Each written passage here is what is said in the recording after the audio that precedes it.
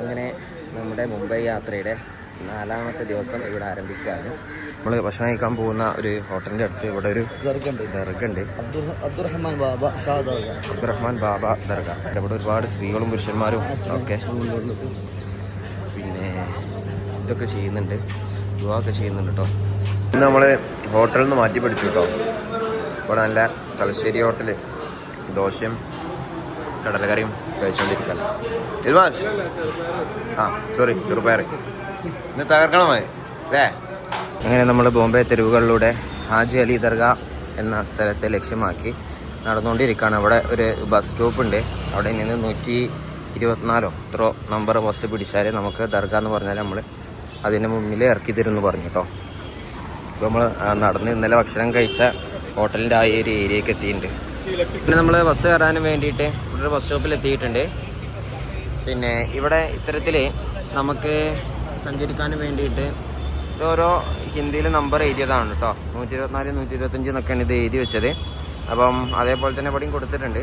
ഇതിൽ A എന്നിട്ടാൽ AC ബസ്സാണ് ഇതാണ് ഉദ്ദേശിക്കുന്നത്. ഇതിൽ കയറിയിട്ട് മിനിമം ചാർജ് 12 രൂപയാണ്. AC-ലടക്കം 12 രൂപയേ ഉള്ളൂ. ആ 12 രൂപ കൊടുത്താൽ നമുക്ക് ആ ദർഗൻ്റെ മുമ്പിൽ ഇറങ്ങാമെന്നാണ് പറഞ്ഞത്. ഓക്കെ,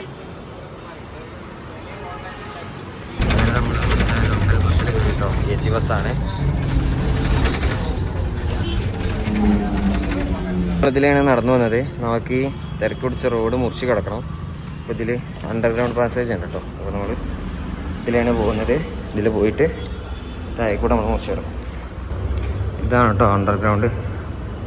ലൈറ്റും കാര്യങ്ങളും CCTV ഒക്കെ തൂങ്ങി കിടക്കാം. അപ്പോൾ ഇതുവഴി നമ്മൾ റോഡ് മുറിച്ച് കിടന്ന് അങ്ങേ സൈഡിലെത്തും. അങ്ങനെ നമ്മളിങ്ങനെ കയറി വന്നു. എൻ്റെ മുകളിലെത്തി. നമ്മൾ അവിടെ നിന്നാട്ടോ അങ്ങോട്ട് പോകുന്നത്. ഇനി ഇവിടെ നമ്മൾ നേരെ ദർഗ ലക്ഷ്യമാക്കി നടന്നുകൊണ്ടിരിക്കുക. നമ്മൾ പറ്റിക്കപ്പെട്ടു. തൊപ്പില്ലാതെ കേട്ടില്ല എന്ന് പറഞ്ഞു. പക്ഷെ തൊപ്പിൻ്റെ ആവശ്യമൊന്നുമില്ല. ഇനി ഈ അമീൻ്റെ ഓരോ പരിപാടി രണ്ടാളെയും തലേ തൊപ്പിണ്ട്. നമ്മളെ തൊപ്പില്ല. തൊപ്പിയാണെന്ന് പറഞ്ഞ് വാങ്ങൽ രസമില്ലല്ലോ. ഈ ദർഗയിലേക്ക് പോകുന്നതിൻ്റെ സമീപത്തായിട്ട് ഇത്തരത്തിലുള്ള ധാരാളം ഷോപ്പുകൾ നമുക്ക് കാണാൻ കഴിയും കേട്ടോ. നല്ല സ്മെല്ല്. അത്രയൊക്കെ മണക്കുന്നു. ഈ ഷാളും കാര്യങ്ങളൊക്കെ ഓലിപ്പോൾ അവിടുന്ന് ചോദിച്ചു ചെയ്ത് ഷാള് ഇതിൻ്റെ മേലെ ഇടാനാണോ സംശയമുണ്ട്. ഫാമിലിക്കാ നാം അങ്ങനെ എന്തൊക്കെ ചോദിക്കുന്നുണ്ട്. നേർച്ച അങ്ങനത്തെ പരിപാടി എന്തായിരിക്കും എന്താണെന്നറിയില്ല. കവർമൾ മൂടാനേ. അപ്പോൾ ഇവിടെയൊക്കെ ഇത്തരത്തിലുള്ള ധാരാളം ഷോപ്പ് ഇതുമായിട്ട് ബന്ധപ്പെട്ടിട്ടുള്ള ഫുള്ള് ഷോപ്പുകളാണ് കേട്ടോ. ഷാളും കാര്യങ്ങളൊക്കെ വെക്കുന്നത്. നമ്മൾ ഈ ടണൽ വഴി ഇങ്ങനെ സഞ്ചരിച്ച് ഇവിടെ ഈ തലക്കലെത്താനായി. 15ാം നൂറ്റാണ്ടിൽ ജീവിച്ചിരുന്ന സൂഫി വര്യനും വളരെ പ്രശസ്തനായിട്ടുള്ള വ്യവസായിയുമായിരുന്നു.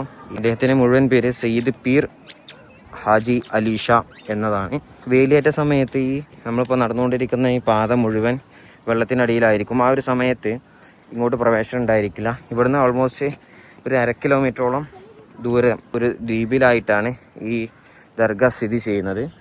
അദ്ദേഹത്തിൻ്റെ കാലഘട്ടത്തിന് ശേഷം എല്ലാ സമ്പത്തും കാര്യങ്ങളൊക്കെ ഉപേക്ഷിച്ച് മക്കയിലേക്കുള്ള യാത്രക്കിടെയാണ് അദ്ദേഹം ഇവിടെ മുംബൈയിലെ ഈ എത്തിയത്. അപ്പം അങ്ങനെയാണ് ഈ ഒരു ദർഗ അവിടെ ഉണ്ടാവാനുള്ള കാരണം കേട്ടോ. അപ്പം വേലിയേറ്റ സമയത്ത് ഇങ്ങോട്ട് ഒരാൾക്കും പ്രവേശനം ഉണ്ടായിരിക്കില്ല. ഈ പാലം ഈ റോഡ് മുഴുവൻ വെള്ളത്തിനടിയിലായിരിക്കും. 1431 ഈ ദർഗ സ്ഥാപിക്കുന്നത്. ഉസ്ബെക്കിസ്ഥാൻ സ്വദേശിയായിരുന്നു അദ്ദേഹം ഉസ്ബെക്കിസ്ഥാനിൽ നിന്നും നല്ല അടിപൊളി പരുന്ത്. ഉസ്ബെക്കിസ്ഥാനിൽ നിന്നും മക്കയിലേക്കുള്ള യാത്രക്കിടെയാണ് അദ്ദേഹം ഇന്ത്യയിലെത്തിയത്. രാവിലെ 6 മണി മുതൽ രാത്രി 10 മണി വരെയാണ് സന്ദർശകർക്ക് ഇവിടെ പ്രവേശനം. ജാതിമതഭേദമന്യേ എല്ലാ മതസ്ഥരും ഇവിടെ വരാറും സന്ദർശിക്കാറുമുണ്ട്. അതുപോലെ തന്നെ ഈ ദർഗക്ക് സമീപത്തായിട്ട് പലപ്പോഴും സൂഫി സംഗീതം പരിപാടികളൊക്കെ നടക്കാറുണ്ട് കേട്ടോ. അതുപോലെ തന്നെ ഇവിടെ പ്രവേശിക്കണമെന്നുണ്ടെങ്കിൽ പുരുഷന്മാരായാലും സ്ത്രീകളായാലും മാന്യമായ വസ്ത്രം ധരിക്കണം. അതോടൊപ്പം തന്നെ തലമറക്കൽ ഉചിതമാണ് എന്ന കാര്യം കൂടി അറിയാൻ സാധിച്ചു. ഇതാണ് ഇതിൻ്റെ പ്രവേശന കവാടം. നമ്മൾ ഇതിൻ്റെ ഉള്ളിലേക്ക് പ്രവേശിക്കാൻ പോവുകയാണ് കേട്ടോ. ഓക്കെ, ഇവിടെ നിന്നുള്ള കടലിൻ്റെ മനോഹരമായിട്ടുള്ള കാഴ്ച നമുക്കിവിടുന്ന് കാണാൻ കഴിയും. ഇവിടെ ഒരു പാലം കാര്യങ്ങളൊക്കെ ഉണ്ട്. നമ്മളിതിൻ്റെ ഉള്ളിലേക്ക് പ്രവേശിക്കാൻ പോവുകയാണ്. ഇവിടുന്ന് കുറേ ആളുകൾ ദുആ ചെയ്യുന്നുണ്ട് കേട്ടോ. മലയാളീസാണല്ലോ. നേരത്തെ പറഞ്ഞവരുണ്ട്. കഴിഞ്ഞ യാത്രയിലൊക്കെ ഒരുപാട് ആളുകൾ പ്രയാസം പറഞ്ഞവരുണ്ട്. വഴികൾ എളുപ്പമാക്കി കൊടുക്കണമല്ലോ. എല്ലാ മേഖലയിലും ഇസ്ലാമുകളൊക്കെ ഇതിൻ്റെ ഉള്ളിലായിട്ടാണ് കേട്ടോ ദർഗയുള്ളത്. ഇതിൻ്റെ ഉള്ളിലൊക്കെ പണികൾ നടന്നുകൊണ്ടിരിക്കുകയാണ്, കൺസ്ട്രക്ഷൻ പണികൾ നടന്നുകൊണ്ടിരിക്കുകയാണ് കേട്ടോ. അപ്പോൾ നമുക്ക് ഇതിൻ്റെ പുറത്തെ കാഴ്ചകളൊന്ന് കാണാം.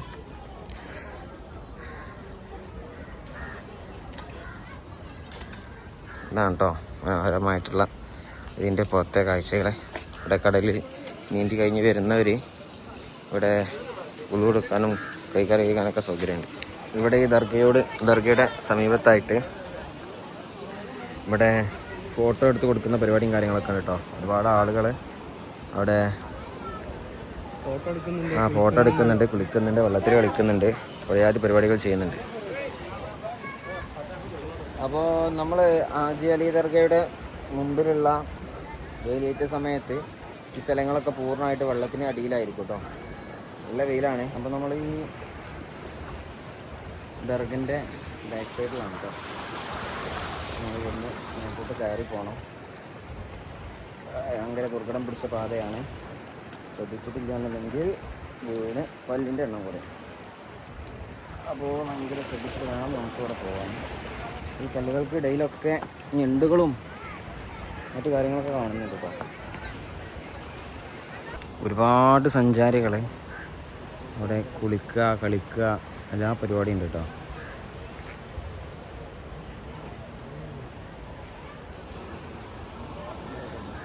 വേലിയേറ്റ സമയത്ത് ഇപ്പോൾ വെയിലിറക്ക സമയമാണ്. അപ്പോൾ വേലിയേറ്റ സമയത്ത് ഈ ഒരു ഏരിയ കൂടെ കണ്ടിരുന്നാണ് ഇതുവരെയൊക്കെ വെള്ളം ഉണ്ടാവും. ആണ് ആ ദർഗയുടെ ബാക്ക് സൈഡ് കേട്ടോ. ഇവിടെ കുറച്ച് തണലുണ്ട്. അപ്പോൾ ഈ ഭാഗത്ത് ഇങ്ങനെ വന്ന് നിൽക്കുകയാണ്. തീരെ ഒരു വൃത്തിയോ സംഭവമോ ഒന്നുമില്ല കേട്ടോ. അവിടെ വലിയ യാത്ര കേന്ദ്രമാണെന്നൊന്നും പറഞ്ഞിട്ട് കാര്യമില്ല. ആകെ അതാണ്, മോശമാണ്.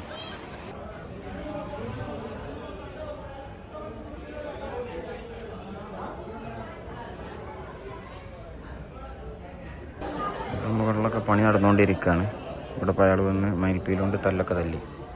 നമ്മൾ ഈ ദർഗ കണ്ട് ഇങ്ങനെ, ഇവിടെയാണ് ദർഗ, അത് കണ്ട് ഇങ്ങനെ കഴിഞ്ഞിങ്ങനെ വരുന്ന സമയത്ത് നമുക്ക് ഇന്ത്യയിലെ ഏറ്റവും വലിയ ധനികനായിട്ടുള്ള മുകേഷ് അംബാനിൻ്റെ വീടാട്ടാണ് കാണുന്നത്. ഇത് 27 നിലകളിലാണ് ഈ വീട് സ്ഥിതി ചെയ്യുന്നത്. കഴിഞ്ഞ ദിവസം പത്രങ്ങളിലൊക്കെ ഉണ്ടായിരുന്നു അവിടെ ഒരു ദിവസം 4000 ചപ്പാത്തിയൊക്കെയാണ് ഉണ്ടാക്കണമെന്നൊക്കെ. പക്ഷേ അപ്പോൾ എന്തിനാണെന്നറിയില്ല. ഇതാണ് വീട്. ഈ ദർഗയുടെ നേരെ ഓപ്പോസിറ്റായിട്ടാണ് മുകേഷ് അംബാനീൻ്റെ വീട് സ്ഥിതി ചെയ്യുന്നത്. അതുപോലെ തന്നെ ഈ ദർഗയിലേക്ക് പോകുന്ന ഈ വഴിയോരങ്ങളിൽ നിരവധി യാചകരെ നമുക്ക് കാണാൻ കഴിയും. പല വിധത്തിൽ കണ്ണില്ലാത്തതും കൈയില്ലാത്തതും കാലില്ലാത്തതായിട്ടുള്ള ഒരുപാട് ആളുകളുണ്ട്. ഇങ്ങനെ നിരയായിട്ട് ഒരു തലം മുതൽ ഈ തല വരെ ആളുകൾ ഇരിക്കുന്നുണ്ട്. പിന്നെ നമ്മളിങ്ങനെ വരുന്ന സമയത്ത് ഇത്തരത്തിലുള്ള ധാരാളം കച്ചവടങ്ങൾ ഈ ടണലിൻ്റെ ഉള്ളിലായിട്ട് കാണാൻ കഴിയും കേട്ടോ. വിവിധ വസ്തുക്കൾ വിൽക്കുന്ന ചെറുകിട കച്ചവടങ്ങളാണ്. ഈ ഒരു തല മുതൽ ആ തല വരെ കച്ചവടങ്ങളുണ്ട്. കച്ചവടങ്ങളൊക്കെ ഓപ്പണായി തുടങ്ങുന്നതേ ഉള്ളൂ. നമ്മൾ ടാക്സി വിളിച്ചിട്ട് GM ബനാത്ത് വാലയുടെ മുസ്ലിം ലീഗിൻ്റെ ദേശീയ പ്രസിഡൻ്റായിരുന്നു. അവരുടെ ഖബർസ്ഥാൻ, ഇവിടെ ബഡാ ഖബർസ്ഥാൻ എന്ന പേരിലാണ് അറിയപ്പെടുന്നത്. അപ്പോൾ അങ്ങോട്ട് പോയിക്കൊണ്ടിരിക്കുകയാണ് കേട്ടോ. അപ്പം നമ്മളിവിടുത്തെ ഖബർസ്ഥാനിൽ എത്തിയിരിക്കുകയാണ് കേട്ടോ. മാഷാ അത് ആരുതാന്ന് പറഞ്ഞാണി? ഷുഗബർ ഉസ്താദ് അല്ലേ? പിന്നെ ഇവിടുത്തെ ഫേമസ് ആയിട്ടുള്ള അറിയപ്പെട്ട പ്രവാചകനാണ്. ഇവിടെ ഷെയ്ഖുന ഷുഗബർ ഉസ്താദ് മരണപ്പെട്ടു. ഇതിനൊന്നപ്പോൾ പ്രസംഗിക്കാൻ വേണ്ടി വന്നതാണ് ബോംബെയിലേക്ക്. പക്ഷെ ഇവിടെ വെച്ച് മരണപ്പെട്ടു. ഇതൊക്കെ വലിയ പണ്ഡിതനായിരുന്നു കേട്ടോ.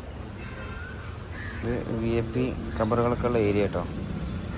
അവിടെ ഓരോ ആളുടെ പേരും കാര്യങ്ങളൊക്കെ കൂടെ കൊടുത്തിട്ടുണ്ട്. ഇത് ഖബർ.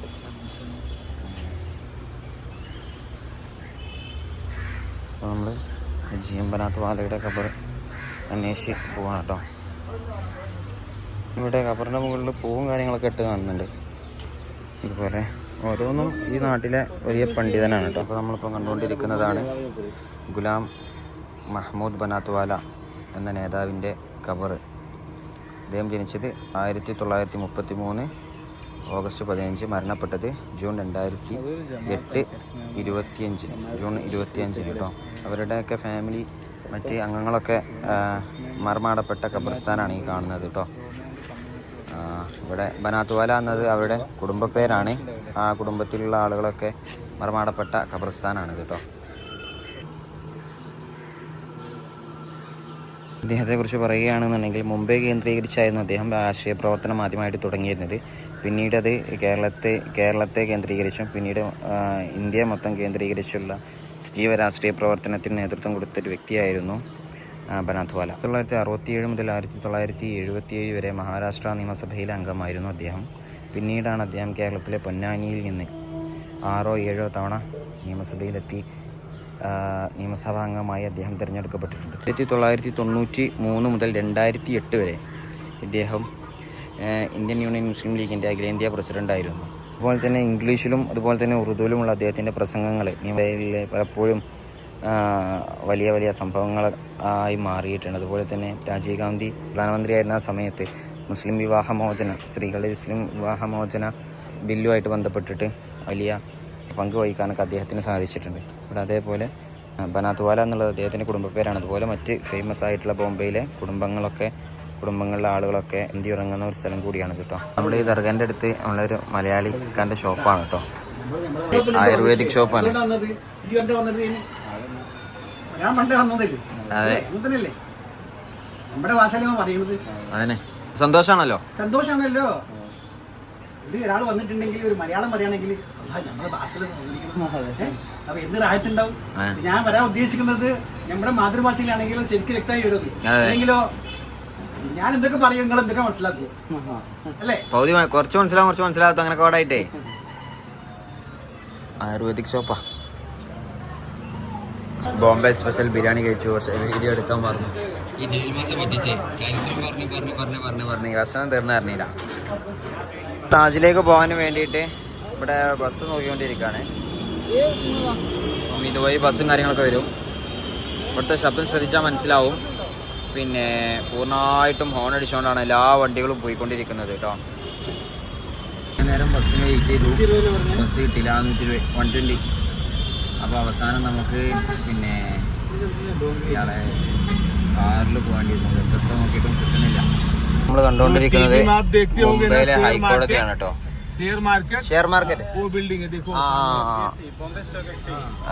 ബോംബെ സ്റ്റോക്ക് എക്സ്ചേഞ്ചിന്റെ ബിൽഡിംഗ് ആണ് കേട്ടോ. അത് Bombay stock exchange office,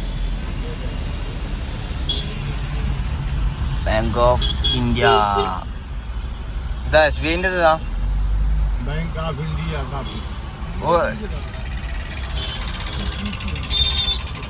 bank of India के ऑफिस.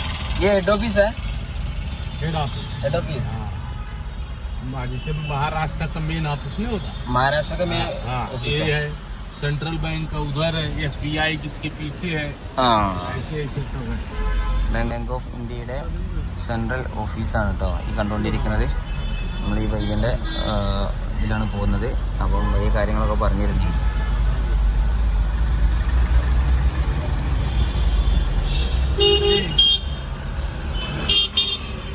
നമ്മൾ കാണുന്നത് ബോംബെ യൂണിവേഴ്സിറ്റിയാണ് കേട്ടോ. Bombay university.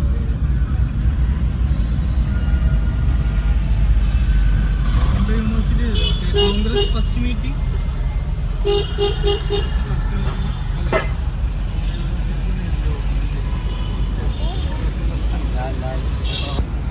Jahangir art gallery ഇതൊക്കെ ഇവിടുത്തെ സ്കൂളുകളാണ് കേട്ടോ.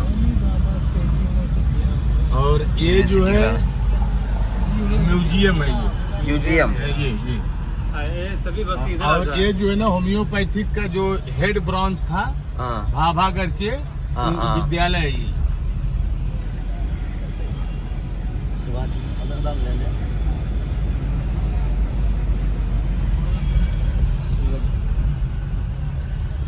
അപ്പോൾ നമ്മൾ കണ്ടുകൊണ്ടിരിക്കുന്നത് മഹാരാഷ്ട്രയിലെ പോലീസ് ഹെഡ്ക്വാർട്ടേഴ്സ് ആണ് കേട്ടോ. ഈ ഹെഡ്ക്വാർട്ടേഴ്സ് पूरा क्या भारत में पहली टाकीज ये थी AC talkies air condition. Theatre theatre ये पहली टाकीज थी. ബോംബെയിലെ ആദ്യത്തെ ടാക്കീസ് ഇവിടെ ഒക്കെ എന്നാ പറയുന്നത്. सचिन तेंदुलकर का ये होटल है. ये एयरड वाला सचिन तेंदुलकर कौन सा वाला? ये वाला क्रिकेटर. हाँ मालूम है. ये वाला ബ്രോ ബോംബെ ബ്രസറി ഇത് സച്ചിൻ ടെണ്ടുൽക്കർ ഹോട്ടലാണല്ലോ. അങ്ങനെ ഭയങ്കര വലിയ ബിൽഡിങ്ങുകളും സംഭവങ്ങളൊക്കെ ഉള്ള ഒരു ഏരിയ ആണ് കേട്ടോ. അതിൽ കൂടിയാണ് നമ്മൾ കടന്നുകൊണ്ട് പോകുന്നത്. നമ്മൾ ഗേറ്റ് വേ ഓഫ് ഇന്ത്യ അതിൻ്റെ അടുത്ത് എത്തിയിരിക്കുകയാണ്. बॉम्बे में रोड हरदम खुदा रहता है. देखो रोड खुदाई चालू. खोदेगा बनाएगा, खोदेगा बनाएगा. वो जास्ती गाड़ी है. हाँ है लो. ताज होटल. ये वाला ताज होटल. इसी में आतंकवादी घुसे थे. हाँ मालूम है. अच्छा अजमल का सब. अजमल का सब. अजमल का सब. अभी आप बताओ इतनी टाइट व्यवस्था यहाँ है ना, आप इतना सामान नहीं ले जा सकते. कैसे आतंकवादी चले गए? सोचने की बात है ना. कोई मिला है तभी तो गया. यहाँ एक आदमी कुछ ले नहीं जा सकता. हाँ इतने चेकिंग होती है. और AK-47 लेकर आदमी घुस गया. कैसे चला गया भाई? सब मिले जुले साले सब. ताज होटल तो पुराना ताज है. पुराना ताज. ये पुराना ताज है. ये नया ताज. नया था. अभी आप उतरिएगा, फोटो खींचिए. यहाँ बढ़िया फोटो लीजिए समुद्र किनारे. ഓക്കെ, നമ്മൾ അവസാനം ഗേറ്റ് വേ ഓഫ് ഇന്ത്യ. ഇതിന് നേരെ ഓപ്പോസിറ്റാണ് താജ് ഹോട്ടൽ കേട്ടോ. ഇത് പഴയ താജ്. ഇവിടെയാണ് പണ്ടേ ബോംബാക്രമണമൊക്കെ നടന്നത്. ഇത് പുതിയ താജ് കേട്ടോ. അപ്പം നമ്മൾ ഇതിൻ്റെ കാഴ്ചകളൊക്കെ കാണാൻ വേണ്ടി പോവാണ്. ഈ ഇന്ത്യ ഗേറ്റിനും താജ് ഹോട്ടലിനും സമീപത്തായിട്ടുള്ള ഫുഡ് സ്ട്രീറ്റാണ് കേട്ടോ. ഫുള്ള് ആളുകളാണ്. എല്ലാ ആളുകളും പിന്നെ ഭക്ഷണം കഴിക്കുന്നുണ്ട്, വിശ്രമിക്കുന്നുണ്ട്, പലയാതി പരിപാടികളാണ്. അങ്ങനെ നമ്മൾ അവസാനം ഇന്ത്യ ഗേറ്റിൻ്റെ പരിസരത്തിലേക്ക് എത്തിയിരിക്കുകയാണ്. ഓക്കെ, ഒരുപാട് ജനങ്ങളുണ്ട്. ഒരുപാട് ജനങ്ങൾ. വളരെ വിശാലമായിട്ടുള്ള ഒരു ഏരിയ ആണ്. ഇവിടെ ആകെ ആളുകളെ കൊണ്ട് തിങ്ങി നിറഞ്ഞിട്ടുണ്ട്.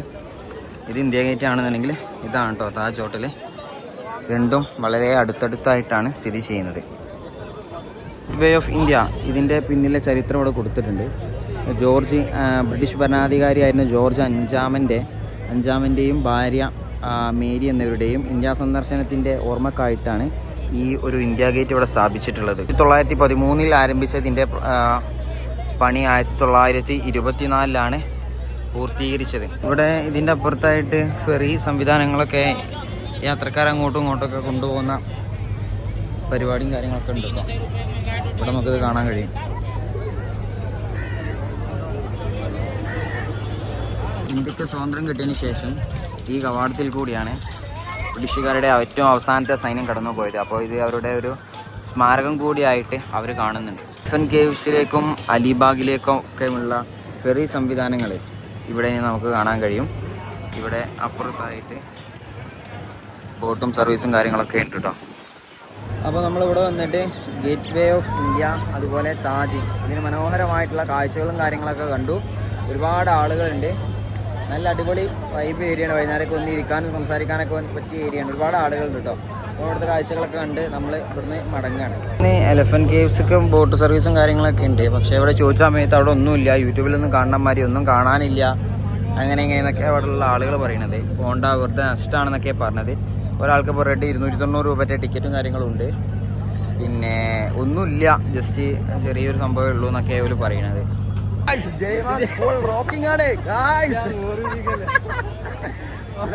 ഫുൾ കോമഡി സ്കൂളിലെ ജലീമാസേ അല്ല, ഫുൾ കോമഡി മനസ്സിലേ തകർക്കും.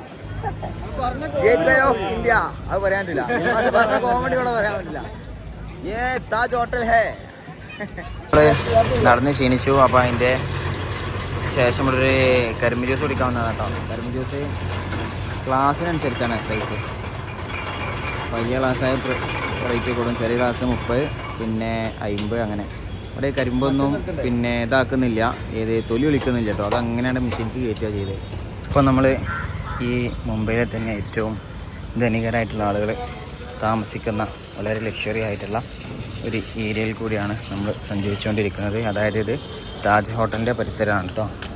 അപ്പോൾ ഈ കാണുന്നത് താജ് ഹോട്ടലാണ്, അതിൻ്റെ പരിസരമാണിത്. ഓക്കെ, നമ്മളിവിടുത്തെ തെരുവുകളിൽ പർച്ചേസിങ് നടത്തുകൊണ്ടിരിക്കുക കേട്ടോ. ഇവിടെ ഒരുപാട് സൂനിയറും കാര്യങ്ങളൊക്കെ ഉണ്ട്. അവസാനം ഫാഷൻ സ്ട്രീറ്റിൽ എത്തിയിരിക്കുകയാണ്. ഒരു തല മുതൽ ആ തല വരെ കണ്ണെത്താ ദൂരത്തോളം കടകളാണ്. ഭയങ്കര റേറ്റ് എന്താ പടം നോക്കട്ടെ. ഇങ്ങനെ വാങ്ങിട്ടോ മീഡിയം ചെയ്യോ. നമ്മളിവിടെ നിന്ന് എത്രത്തോളം തർക്കിക്കാൻ പറ്റുന്ന അത്രത്തോളം അതിനനുസരിച്ച് വില കുറയിട്ടോ. ഇതൊക്കെ ഓരോരോ ഷോപ്പുകളാണ്. ഇതൊന്ന് കണക്കാ ദൂരത്തോളം പരന്ന് കിടക്കാണ് ഷോപ്പുകൾ. അപ്പോൾ നമ്മൾ നീണ്ട നേരത്തെ ഷോപ്പിംഗ് ഒക്കെ കഴിഞ്ഞു കേട്ടോ. ഭയങ്കര ബാർഗൈനിങ് ആണ്. ജീൻസിന് വില അറിഞ്ഞ ആളാണ് ഞാൻ ബ്ലോഗ് എടുത്തോണ്ട് നാട്ടി വിട്ട്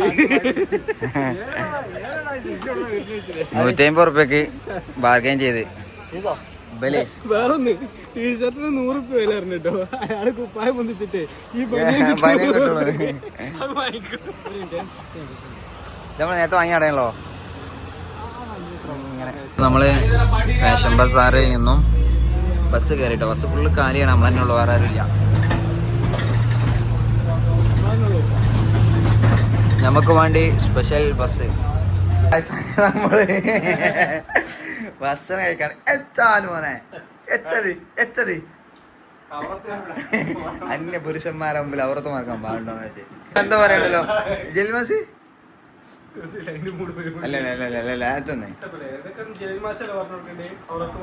ആ അതന്നെ എടുത്തിരുന്നാണ്ട് ഇങ്ങനെ